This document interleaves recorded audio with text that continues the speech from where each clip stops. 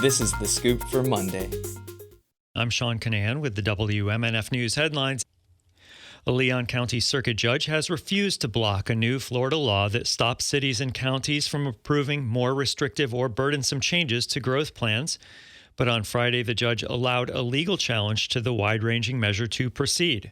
The prohibition on growth plan changes was included this spring in a bill called SB 180. Lawmakers said it would help the state recover from the 2024 hurricanes. The law, signed in June by Governor Ron DeSantis, effectively freezes local land development regulations and comprehensive plans through October 1st, 2027.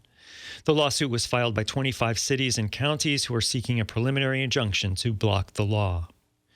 This year, Governor Ron DeSantis ordered that street art be banned in Florida. That led to the removal of inclusive murals across the state. Now, St. Petersburg has installed multicolored bike racks where a gay pride mural used to be. WMNF's Chris Young reports the city's LGBTQ+ liaison calls the new bike racks a sign of support for the city's gay residents. The bike racks were installed along Central Avenue and 25th Street. It was the site of the city's Progressive Pride mural, one of 5 murals in the city removed by the State Department of Transportation.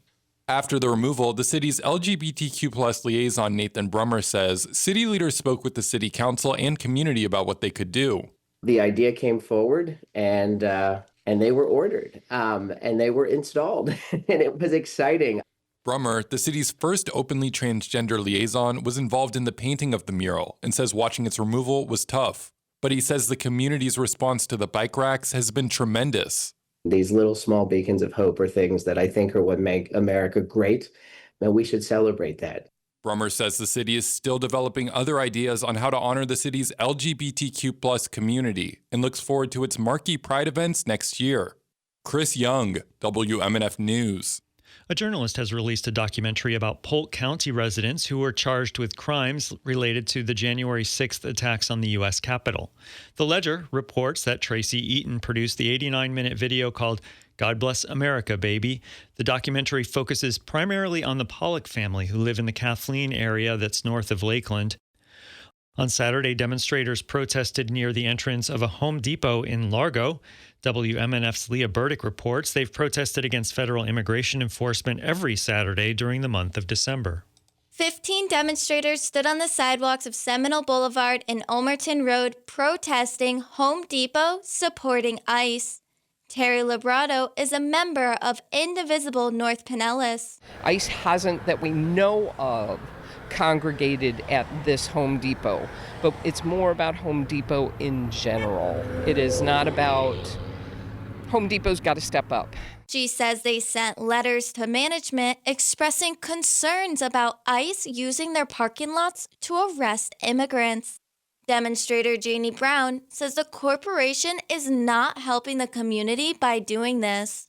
Home Depot has allowed ICE to come on their private property and gather up, detain some of the day laborers that depend on the Home Depot locations and other locations like Home Depot to get connected to contractors and other people that will hire them for the day and pay them so that they can support their families. She says these actions counter all the good they have done for the community. The demonstration upset some drivers who yelled out their windows, but overall, it remained peaceful with many drivers honking in support as they drove by. For WMNF News, I'm Leah Burdick in Largo. Florida motorists would no longer have to peel and place yellow vehicle registration stickers on their license plates under a measure filed Friday for the legislative session that begins January 13th. The proposals would still require individuals to follow registration and renewal rules. The measure's Republican sponsors maintain that doing away with the sticky labels would save money for motorists and county officials.